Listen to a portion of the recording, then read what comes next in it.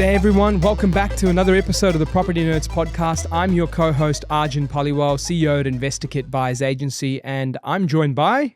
Jack Foraker, Foraker Financial. That's the place. Been here long enough, mate. You guys know me by now. That's the one. We've got an exciting episode to talk about today. It's based on a lot of what's been going on in our businesses from what we're seeing and clients do. And I think by mentioning this and going through the scenario, we're going to help a lot of people avoid some costly mistakes, but also help some people absolutely nail. The topic today is about investing together with friends or family. And there's a lot to unpack there because it's something that's actually picking up a lot more in popularity. But mate, before we get into it, Jackie, I see you've been muscling up and beefing up a bit. How's training going? Yeah, good, man. I started up at Gracie in Smeaton Grange end of last year. And me and my wife are going there like 3 to 5 times a week, depending on the schedule. But yeah, like even we get some stuff planned on a Saturday, and I'm even pushing that back so that I can get training in. I really got a goal this year. I want to get my blue belt. So just been taking heaps of creatine and training a lot. Yeah. I was going to ask, man, I was thinking, because as soon as you said Gracie's and Smeaton, have you run into Robbie Whitaker a couple of times? Yeah, man. Shook his hand as well. There you go. Was it the hardest handshake you felt? Jacob Malcoon has a pretty hard handshake, but I don't think they roll with the white belts. I think they're all black belts. Like they're pretty chill, but yeah. So a few more belts left, and then you will hopefully be rolling with the boys. It'll take a few years, I reckon. Well, that's good, mate. That's good. Well, I mean, I thought I'd jump into that, but also ask you. You see it a lot, investing with friends and family. And I know people don't know this until they know this and are in front of the actual calculators and financing side of things. Yeah. What is the thing that very few people know about when it comes to investing with friends or family? Yeah. And it's a shame that we don't get to speak to them before they do it. Quite often they've already made the decision and are coming to us with a situation like that. So mostly how it's treated is if you own 50% of a property with a third party, that's not going to be a party to any future application. Vast majority of lenders are going to take the entire debt, but only 50% of the rental income. Oh. So it's, there's 2 or 3 lenders who will take half the debt and like half the rental income and kind of balance it out. But then you're pigeonholing yourself into those 3 lenders and with even those options, the other applicant that you're kind of excluding, they've got to prove that they're earning an income. So then you're also victim to their circumstances at the time. Oh, man, that's a killer. We got to unpack that a bit. And I love doing this with an example, right?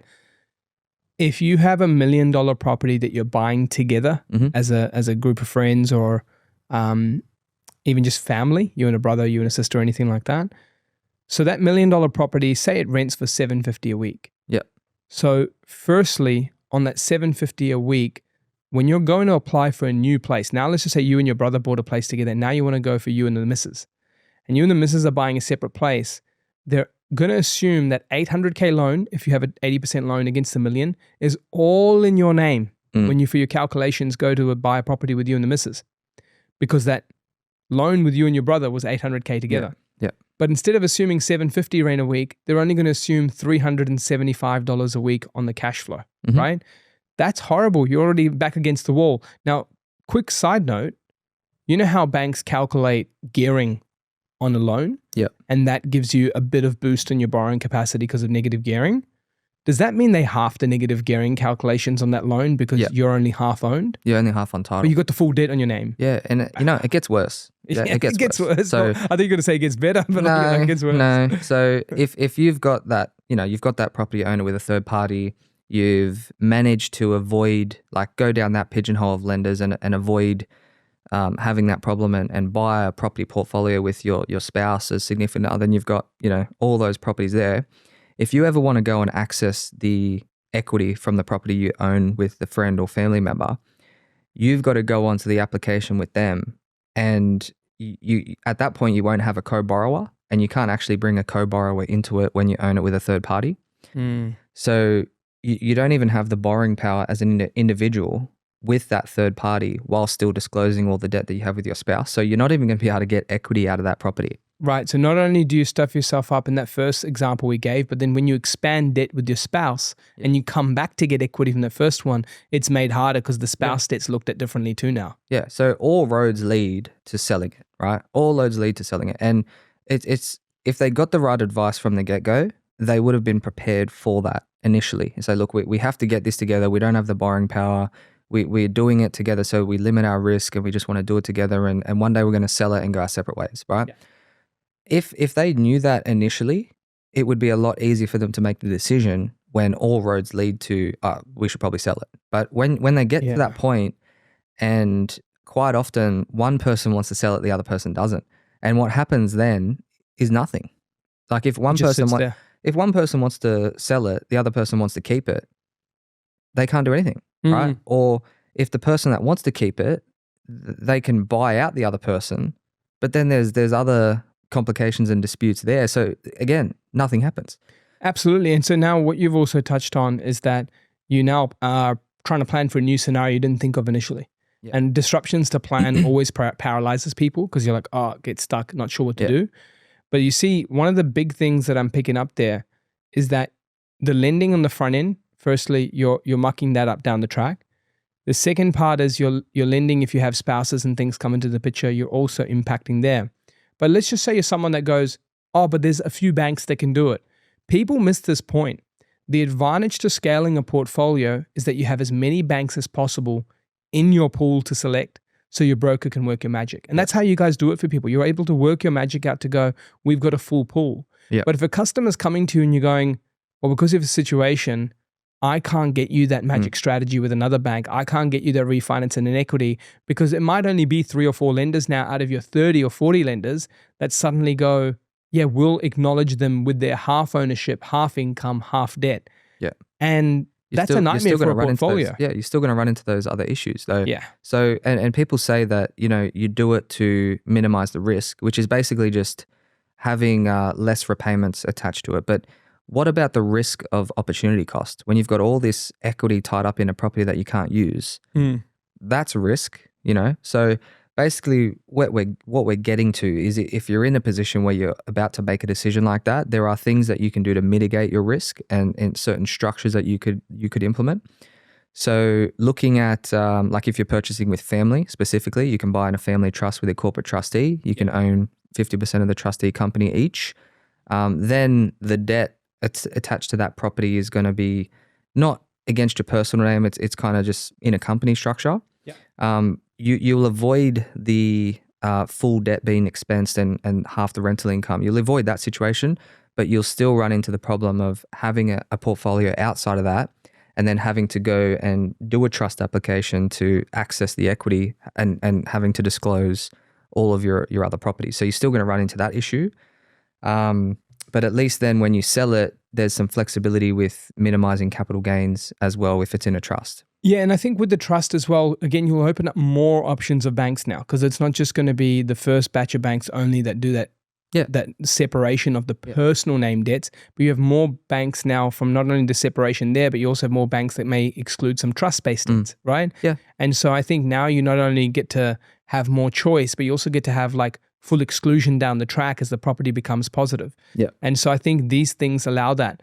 But the other thing is, and that's assuming your accountant gives you that advice and everything makes sense, right? But the other thing is, I want to mention strategy. Where I've seen it work well is that those who commit to the journey for a long term, and when I mean long term, I mean it's not just purchase one with a bunch of mates. So I'll give you an example. I've got a bunch of 3 boys that have made purchases together. Mm-hmm. Now, where I feel it works for them is they're actually not planning on purchasing any properties personally. And they just want to do it with it's like this blood brothers, 3 good mates, they're really close as it gets. And they've purchased one with us in Brisbane some years ago that did really well. We then are taking equity out of that and going to the second purchase with them. And then diversifying that, but we're still, utilizing that same trust. We're utilizing the 3 guys together. And then we may look at separate trusts down the track. Yeah. But the thing is now they didn't just commit for one purchase because they thought it would be cool. That's the strategy where people stuff up. Oh, it'd be cool. Yeah, me and my mates, we've been thinking this. How good would it be to secure this property? Thinking that, now because we're getting this type of property, we're getting returns that you just don't get elsewhere. That's not the case. It's just a different dollar figure. Yep. And then they just go, all right, we've done one. Do we really want to keep doing more? That's where it goes wrong. Where friends like that continue to do more and more and more and almost feel like they're putting a fund together to build a portfolio and get access to more options rather than each one going, I can only buy 300 or 400K property each. They're together going, we can buy 800K to $1 million multiple times over. Yeah. That to me is where it works. And I think that's something people got to be conscious of, is that if you're going to do something like that, proper commit to it. Think of your exit strategy. Think of how you're going to get out of something like this. Not just think of it's a one and done and we'll go and do our own things, because you find doing your own thing gets harder. All right, let me put my finance hat on for this, right? So I think that right now that would be the exception to the rule. Correct. But in most cases, because property is a really long-term investment, right? If you've got 3 separate individuals, they're all got 3 separate households, right? So from a lending perspective, it's not looked at favorably when you've got 3 separate households. From an expense, because you've got 3 expenses there. 3 separate household expenses. You've got spouses, dependents. You've also got 3 individuals that might not end up in the same place on a 5-year scale or a 10-year scale. So you might have people that are weighing down the performance of the trust from an income perspective and a serviceability perspective. So you might not be able to grow as a result of somebody's income being lower. Yeah, and their household, their living expenses. It's 3 verifications now, right? Yeah, income, growth, all that. And then you've got a situation where, they can go out and do their own thing, but they've got all this wealth tied up in the trust. And to access the equity in that trust, they've got to do an application with all 3 separate households. And then there's a risk there. There's a long-term risk there. So I would say if it's not with family and it's with friends, it wouldn't be a family trust, it'd be a unit trust. And obviously not financial advice, speak to your accountant. Yeah, but multiple different trusts, get your guidance on which one suits. 100%. But what you've touched on there is perfect, right? Because what it leads to is that, yes, it's tougher for those boys when you're looking at servicing from all angles. But the good news is when they do come together, they've come together with thoughts and scenarios. Hey, if we get to this point, are we going to exit? When do we want to exit? How long are we doing this for? Let's commit with each other for multiple purchases. And so I think that's the big ingredient here, is that people should use this podcast episode to go, wow, I didn't know the debt issues that come from it and how it blocks me. Oh, I didn't know that I come down to only a few lenders. Okay, great. I can use structures to better it, but I got to be mindful of how many households we've got and which direction all 3 of us are going in. And then lastly, most importantly, now that you're aware of all that, if you're going to commit to it with 3 things in mind. Awareness around lending impact. The second thing is a timeline mutually agreed to everyone. And the third thing is an exit strategy. What scenarios do you exit in? Certain things coming up between you 2 or 3, certain things coming up with goals that come up and you're aware of it that you're going to have to exit. A timeline based or a monetary based, once we make X amount, we exit. The main thing is you don't just go into it because it sounds cooler, you can get a bigger purchase price. You've got to go into it with that division. And finally, the right or wrong type of structure with your accountant could be the difference in how the bank looks at it. Like you said, family or unit trust as an example. And buying it in that structure makes the exit look much better in terms of paying less capital gains, being able to distribute it out. So a classic situation would be you've got a low income earner, 2 low income earners, 60, 70K each, right? They can't go out and buy a property for 800K individually, but they can together. So the capital growth on an asset like that, if they're going to hold it for the long term, 5 years down the track, maybe their incomes look vastly different. They can sell off the asset, distribute the capital gains, and start fresh from a much better place. So that's a classic example of how it could work. Absolutely. Now, one final scenario to give to everyone is something we've seen business owners do a fair bit. So there are business owners who will be co-directors and they'll be scaling up a business and then they get surplus profits and they want to put it into property. Now, when they want to put it into property, they get distributions from that business over to a separate company called a bucket company, and they're trying to reduce it to going into their personal names for higher tax rates in their personal versus this bucket company. And then they use that bucket company as an investment vehicle to go and buy assets in. Now, this one has some borrowing capacity implications, but not as much as those first scenarios that impact them personally. And also there is the strength of a business income too, and it's sitting as part of the business structure, so that helps. But the main thing is most people in this scenario, again, are going down with an exit strategy. If we need to sell, if we need to get that capital growth out, they're not constantly looking to leverage. I find when we help business owners this way, they're using their business cash as a deposit. So they're not constantly going into equity and they're buying commercial properties because they have business cash that's surplus. They're saving on tax and they're putting it into a bucket company for investing. and then they're having 30% deposits that aren't coming from, equity. It's actually coming from cash in business. So the cash flow becomes worth it for them.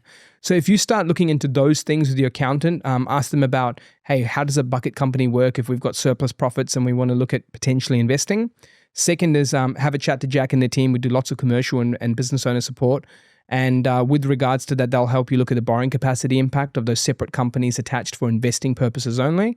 And the third part, more important, the common theme through this whole episode is get your strategy right, because you need to think of exit strategy whenever you're investing with someone else that isn't your spouse or isn't yourself. And that's the way I always look at things. So, Jack, when it comes to these finance arrangements for those people that might be stuck in terms of like the situation and having different parties on a property, or they're about to go down this decision, they just want to make sure they're getting it right and know the implications, how can people reach out to you? So it's 4acrefinancial.com.au. You can book a link in directly from that website, and I'll speak to you soon.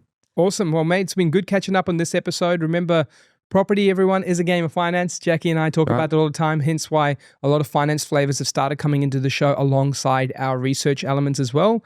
And on another episode coming up, we're going into a lot of commercial, because these two requests that we've had, today's episode was all around people that have been increasing in number count of how many people are doing stuff with friends or with family to get further ahead or boost up their position and get more choice. We just want to make sure you get it right and you don't go down the mistakes. So speak to Jack and his team at 4acrefinancial.com.au and see you on the next episode. We'll be chatting some things commercial and looking forward to getting into that. Game over.